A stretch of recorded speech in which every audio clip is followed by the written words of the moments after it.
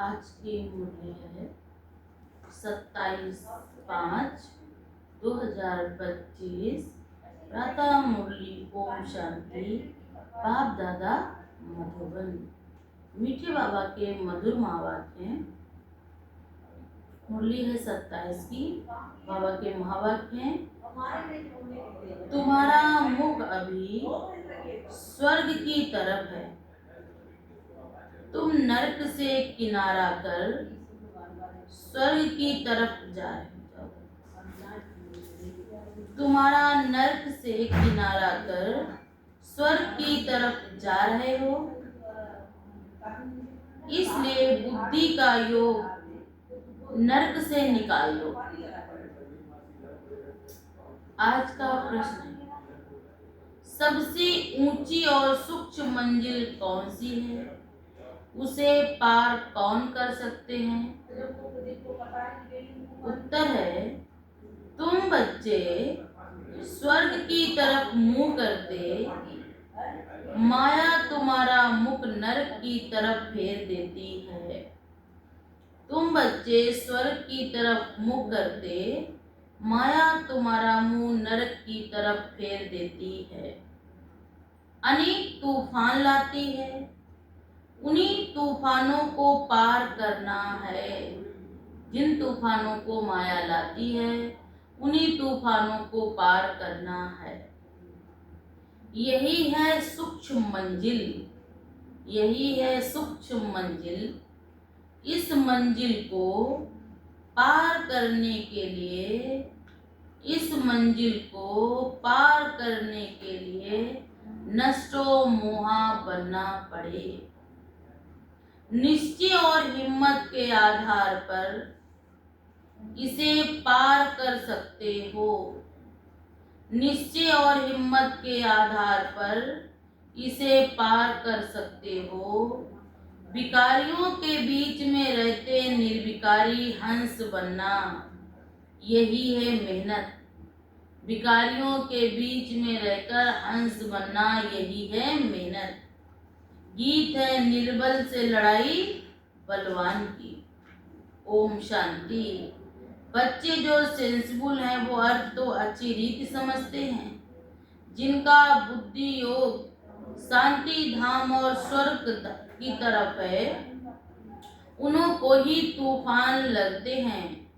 बाप तो अभी तुम्हारा मुंह फेरता है। अज्ञान काल में भी पुराने घर में मुंह फिर जाता है, फिर नए घर को याद करते रहते हैं।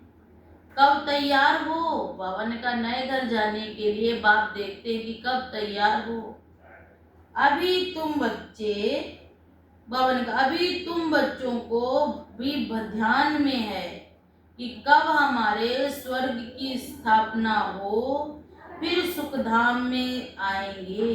कब हमारे स्वर्ग की स्थापना हो और हम कहाँ आएंगे? सुखधाम में।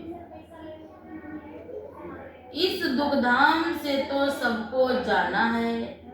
सारी सृष्टि के मनुष्य मात्र को बाप समझाते रहते, बच्चे अभी स्वर्ग के द्वार खुल रहे हैं। अब तुम्हारा बुद्धि योग स्वर्ग तरफ जाना चाहिए। हेवन में जाने वाले को कहा जाता है पवित्र, और हेल में जाने वाले को अपवित्र कहा जाता है। ग्रस्त व्यवहार में रहते भी बुद्धि योग हेवन तरफ लगाना है। भलग्रस्त व्यवहार में, लेकिन अपनी बुद्धि को कहाँ लगाना है? स्वर्ग की तरफ। अभी हम कहाँ हैं? नरक में। फिर यही आत्मा हम कहाँ जाएंगे? स्वर्ग। समझो बाप का बुद्धि योग हेवन तरफ और बच्चे का हेल की तरफ। बाप का बुद्धि योग हेवन की तरफ और बच्चों का बुद्धि योग हेल की तरफ। तो दोनों एक घर में कैसे रह सकते हैं? एक का मुख नरक की तरफ हो, एक का स्वर्ग की तरफ, तो दोनों एक घर में कैसे रह सकते? हंस और बगुले इकट्ठे रह ना सकें, बहुत मुश्किल है। उनका बुद्धि योग है ही 5 विकारों तरफ। वह हेल तरफ जाने वाला वह हेवन तरफ जाने वाला, एक का मुख है नरक की तरफ जाने के लिए, एक का मुख है स्वर्ग की तरफ। दोनों इकट्ठे रह ना सके। मंजिल बड़ी है। बाप देखते हमारे बच्चे का मुख हेल तरफ, हेल तरफ जाने बिगैर रह नहीं सकता। फिर क्या करना चाहिए? जरूर घर में झगड़ा चलेगा।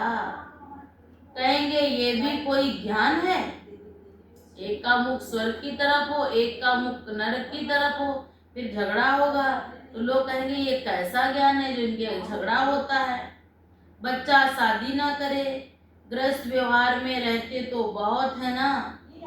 बच्चे का मुख हेल तरफ है और चाहते हैं, हम बाबा ने कहा, वह चाहते हैं नरक में ना जाए। बाप कहते नरक तुम्हारी तरफ बुद्धि योग ना रखो, परंतु बाप का भी कहना नहीं मानते। घड़ी घड़ी बुद्धि अपनी कहाँ लगाते? नरक में।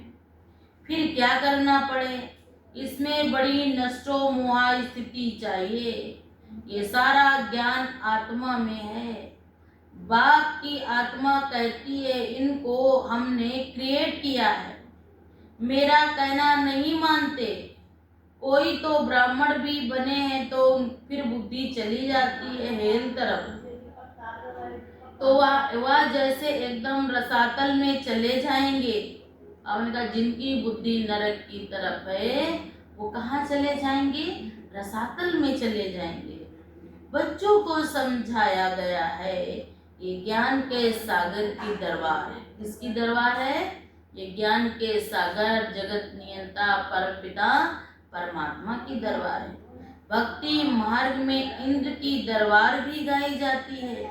इंद्र की दरबार भी लगती थी जहाँ सभी देवताओं को क्या आना पड़ता था, साथ में रहना होता था। पुखराज परी, नीलम परी, मणिक परी, बहुत ही नाम रख दिए हैं क्योंकि ज्ञान डांस करती है ना, तो इनका नाम क्या रख दिया? पुखराज परी, नीलम परी। और बाबा ने कहा बहुत मणिक परी, बहुत नाम रख दिए हैं। किस्म किस्म की परियां हैं, वह भी पवित्र चाहिए। अगर कोई अपवित्र को ले आए तो बाबा ने कहा दंड पड़ जाएगा। अगर कोई भी आत्मा अपवित्र आ जाएगी इंद्र सभा में, बाबा ने कहा उसमें क्या पड़ जाएगा? दंड। इसमें बहुत ही पावन चाहिए। ये मंजिल बहुत ऊंची है, इसलिए झाड़ जल्दी। मंजिल बहुत ऊंची है और बाबा ने कहा झाड़ जल्दी जल्दी वृद्धि को नहीं पाता। बाप जो ज्ञान देते हैं उसे कोई जानते नहीं।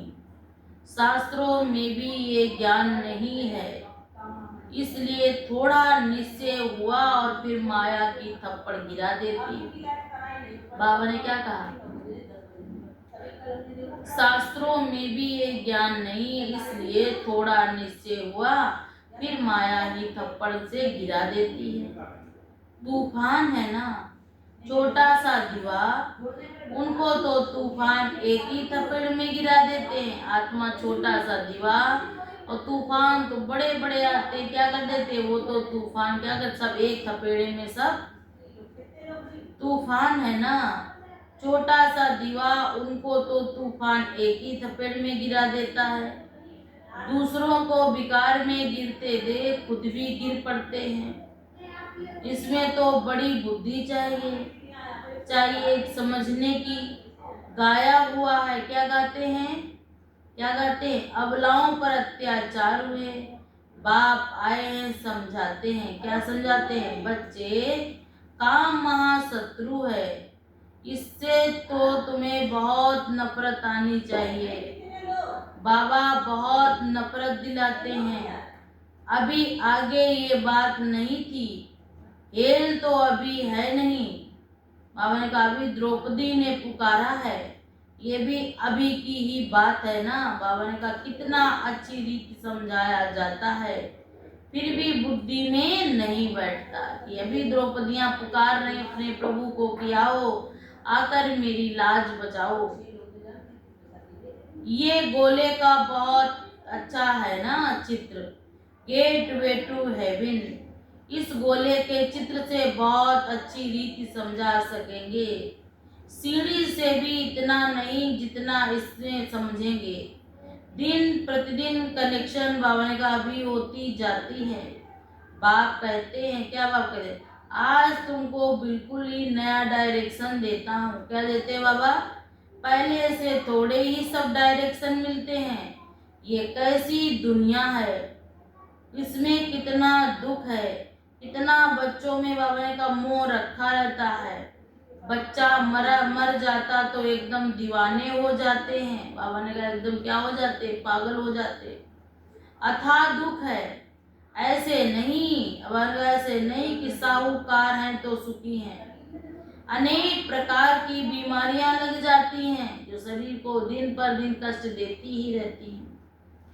फिर हॉस्पिटल में पड़े रहते, गरीब जनरल वार्ड में पड़े रहते, अमीर साहूकार अलग स्पेशल रूम में रहते, लेकिन हैं तो हॉस्पिटल में ना। परंतु दुख तो जैसा कोई साहूकार हो चाहे गरीब हो तो किसी को छोड़ता नहीं ना। सिर्फ जगह अच्छी बुरी हो सकती, लेकिन दुख कभी अच्छा बुरा नहीं होता है। दुख आता है तो दुख ही पड़ता है। अभी तुम बच्चे जानते हो हमको बाप पढ़ा रहे हैं। बाप ने अनेक बार पढ़ाया। अपनी दिल से पूछना चाहिए, हम पढ़ते हैं, भगवान तो पढ़ा रहा, पर अपनी दिल से पूछो हमारा मन लगता है? कितनों को पढ़ाते रहते, अगर कोई पढ़ाए नहीं तो क्या पद मिलेगा? तो बाप रोज रात को अपना पोता मिल देखने को कहते कि रोज अपना पोता मिल चेक करो तो आपको पता चलेगा आज क्या किया क्या नहीं किया। रजिस्टर रखो तो पता चलेगा कि आज मेरे द्वारा क्या क्या श्रेष्ठ कर्म हुए, क्या क्या किसी पावन का, सब बाबा को बता दो तो बाबा माफ कर देगा। जो हमारा भाती होगा उसको झट हो जाएगा। इसमें बर्तन चाहिए सोने का। दुनिया में भी लोग कहते हैं सोने का बर्तन हो तभी शेरनी का दूध निकलता है। दूध का मतलब बाबा ने कहा ये क्या है? ये बाप ज्ञान सागर ज्ञान देते हैं, बैठ समझाते हैं। इनको मोह बहुत रहता है, कोई को देखा तो एकदम उछल पड़ेगी, समझेंगे हम बच्चे को मारे मार ना डाले। ये भी बहुत है जिनका बुद्धि योग, बावन का ये भी बहुत है जिनका बुद्धि योग एक बाप के साथ है। कोई को देखा तो एकदम उछल पड़ेंगे, समझेंगे बच्चे को ना मार दें। ये भी बहुत है ना जिनका पति बच्चा सब कुछ बाबा है। बाबा का भी कुछ बच्चे ऐसे हैं जिन्होंने मुझे अपना वारिस बनाया। अभी तुम बच्चे जानते हो स्वर्ग का गेट खुलता है।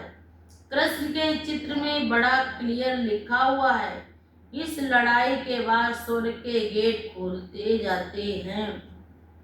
बाप समझाते वहाँ थोड़े ही मनुष्य होते, बाकी सब मुक्ति धाम में चले जाते हैं। ये बातें बाप के सिवाय और कोई भी बतला ना सके, क्योंकि अभी बाप बैठ हम बच्चों को समझाते हैं।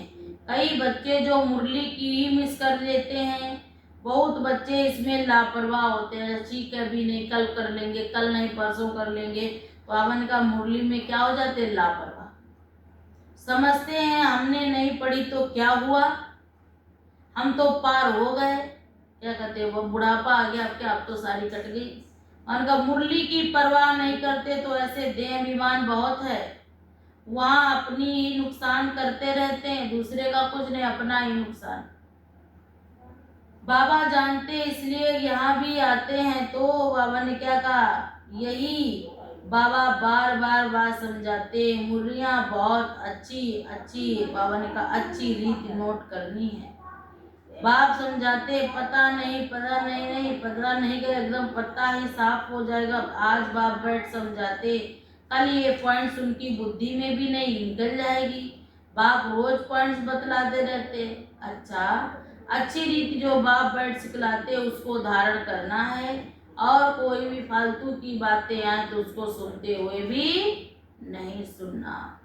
बाप समझाते हैं नहीं चलेंगे तो पद भ्रष्ट हो जाएगा। अभी बाप बैठ समझाते हैं कि मेरा बाप आया हुआ है और तुम यहाँ से अभी, बाबा ने कहा घर नहीं गए। तो मेरा घर कहाँ है बताओ? परम धाम। बाबा ने कहा अगर पूछे मेरा घर कहाँ है तो क्या बताओगे? परम धाम। प्रजा भी बनती है नंबरवार मर्तबे अनुसार, लेकिन बाबा ने कहा सारा मदार याद पर है। जितना जितना बाप को याद करेंगे उतना उतना हम बाप से, बाबा का करीब आते। जिस बाप से विश्व का राजभाग मिलता वह उनको याद नहीं कर सकते।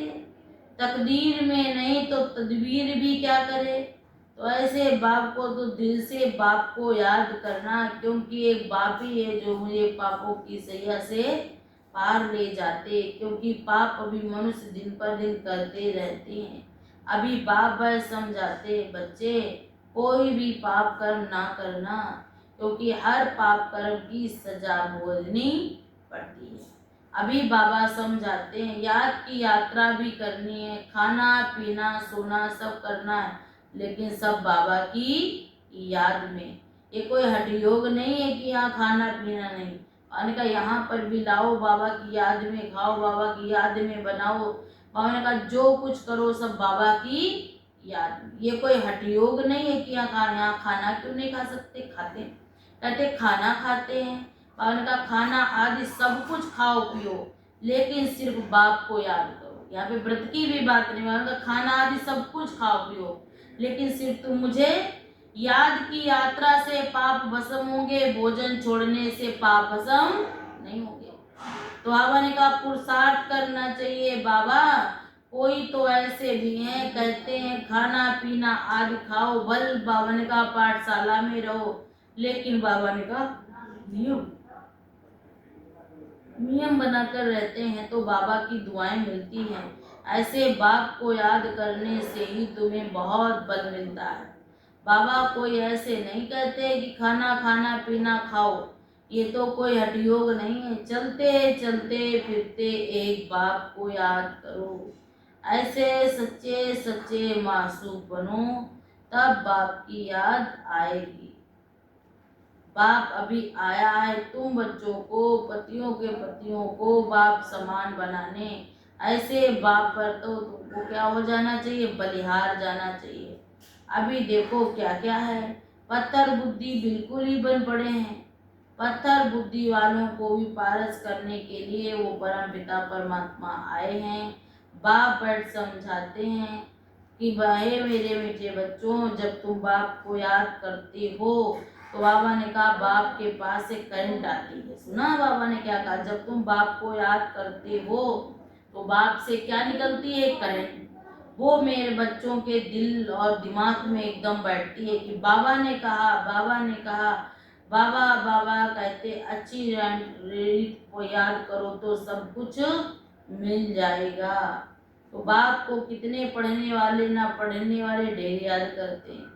बाप बैठ ऐसे बच्चों को सिखलाते हैं, बच्चे तुम कहाँ हो, लेकिन बाप बैठ बहुत निरहंकारीपन से कहते बाबा मैं यहाँ हूँ। गली गली में तुम्हारा स्कूल खुलेगा, गेट वे टू हेवन। मनुष्य एक भी नहीं जो समझ सके कि हम हेल में, एक भी मनुष्य नहीं जो कहे मैं नरक में। सब यही कहेंगे नहीं मैं स्वर्ग में, क्योंकि बाप की अच्छी बुद्धि नहीं ना, इसीलिए बुद्धि के द्वारा जो कुछ बातें हो रही उनको अच्छा सुनाई नहीं देता। बाप कहते भी हैं मैं तुम बच्चों के लिए आया हूँ, मैं तुम्हारा बाप भी हूँ, टीचर भी हूँ, तो सत्य गुरु भी हूँ। ऐसे बाप को तो दिल से याद करना है, क्योंकि वो मेरा बाप है ना। प्यार से याद करने से भी उसके अंदर कौन से वाइब्रेशन जाएंगे, प्यार भरे। बाबा ने कहा कुछ भी हो जाए लेकिन एक बाप को याद करना है। तुम भी पावन हम भी पावन थे ना, तभी तो कहते हैं ना कुछ भी समझते नहीं, ये रावण का राज्य है। तुम क्या थे और तुम अब क्या बन गए, क्या थे आपे ही पूज और आपे ही क्या बन गए, पुजारी।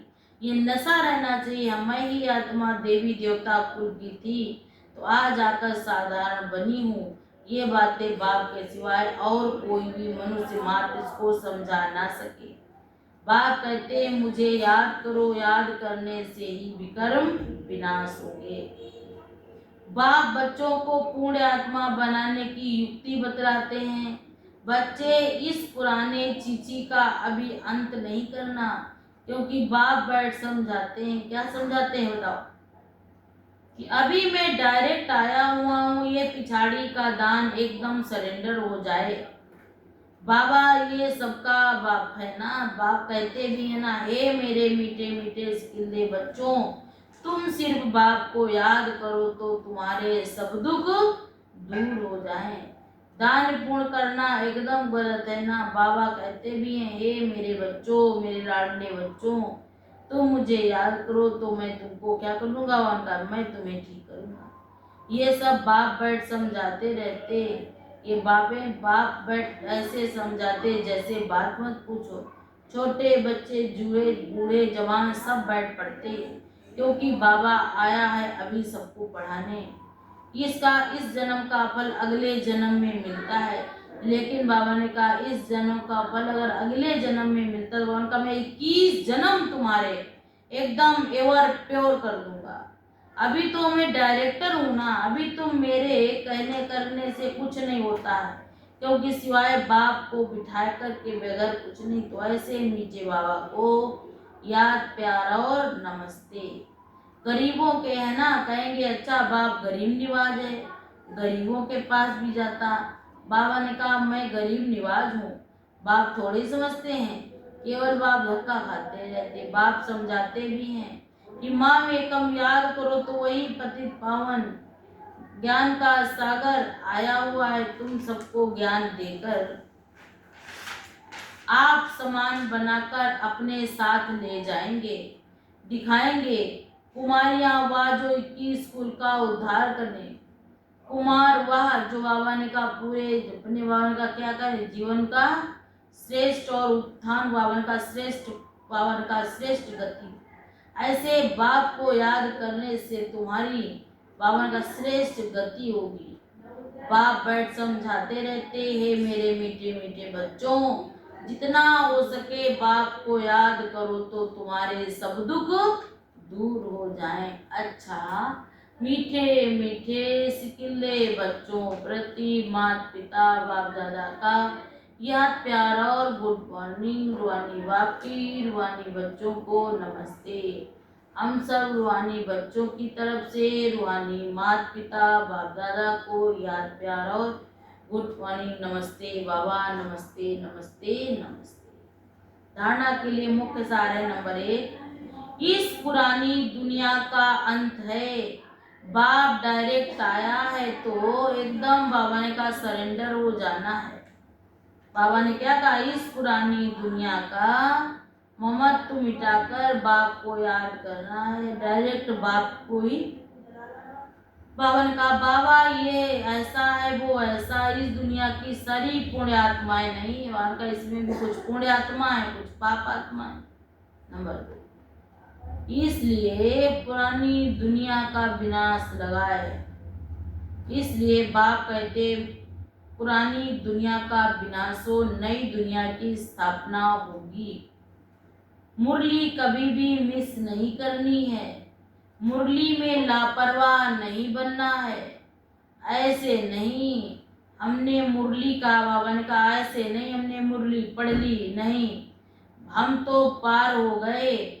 वही देह अभिमान है, जितना जितना हम बाप के पास आए हैं तो बाप से हम कुछ दो वो सुन करके ही जाए, क्योंकि बाबा ने कहा ये ज्ञान ही अमृत वचन है। क्या है? अमृत वचन है, आज का वरदान है। स्वयं को गोल्ड कर रियल मोल्ड बन, हर कार्य में सफल होने के बजाय रियल गोल्ड बन। स्वयं को रियल गोल्ड बनाकर, बाबा का स्वयं को रियल गोल्ड जास्ती, बाबा ने कहा स्वयं को मोल्ड कर रियल गोल्ड कहकर इस बाप के इस कार्य में सफल होने का, परिवर्तन का कार्य करो, स्लोगन है। बाबा ने कहा भावार्थ है, जो हर परिस्थिति में स्वयं को परिवर्तन कर सपरिवर्तक बनते हैं वह बाबा ने कहा बदल सकते होते हैं।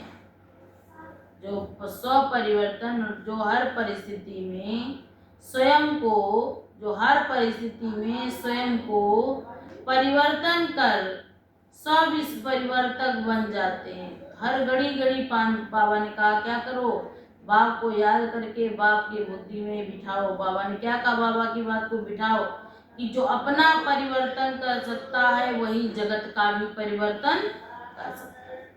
वह सदा सफल होते हैं, जो दूसरों का भला चाहते हैं वो सदा सफल होते हैं। इसके लिए स्वयं को बदलने का लक्ष्य रखो। दूसरा समय कोई बदले न बदले पर स्वयं किसी का, उनका समय किसी का इंतजार नहीं करता। लक्ष्य रखो लेकिन बाबा का समय निकालो। स्लोगन है बाबा का, स्लोगन में बाबा ने दिया है कि अपने श्रेष्ठ जीवन के प्रत्यक्ष प्रमाण, अपने श्रेष्ठ जीवन के प्रत्यक्ष प्रमाण स्वयं को परिवर्तन करो तब प्रत्यक्षता होगी। सुना, स्वयं को श्रेष्ठ जीवन के बाद बाबा ने कहा श्रेष्ठ जीवन प्राप्त करने वाले उनका श्रेष्ठ आत्मा भाव। तो क्या करें, सेवा, श्रेष्ठ जीवन का चिंता नहीं करो क्योंकि बाप बैठा है ना। अव्यक्त इशारे भी हैं, ये रूहानी रॉयल्टी भी यही। बाप कहते तुम उस रॉयल्टी के अविनाशी हो। जब तक बाप को बाप की अमानत वाले ना करो, बाप समझते हैं बाप समान बनना है, बाप के समीप जाना है। प्योरिटी, बाबा का purity is the best peace prosperity. बाबा ने कहा काम काज करते भी बाप को याद कर सकते हो क्योंकि वो मेरा बाप आया हुआ है हम सब आत्माओं को साथ ले जाने। लेकिन कोई कोई की आत्मा का आज ही जाना, किसी का कल जाना तो किसी का परसों, लेकिन जाते सब है ना।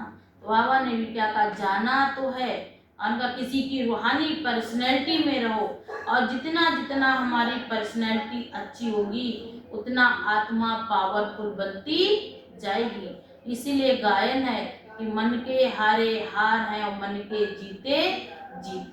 तो बाबा का जैसे कि तो कहते हैं ना कि इस पुरानी दुनिया का अंत और नई दुनिया पर डायरेक्ट भगवान आया है, तो बाबा का एकदम सरेंडर हो जाना चाहिए। बाप जो बता रहा, जैसा बता रहा, उस बात को एकदम श्रीमत प्रमाण कहकर हाजी हाजी कहकर ऐसे फॉलो करने वाले।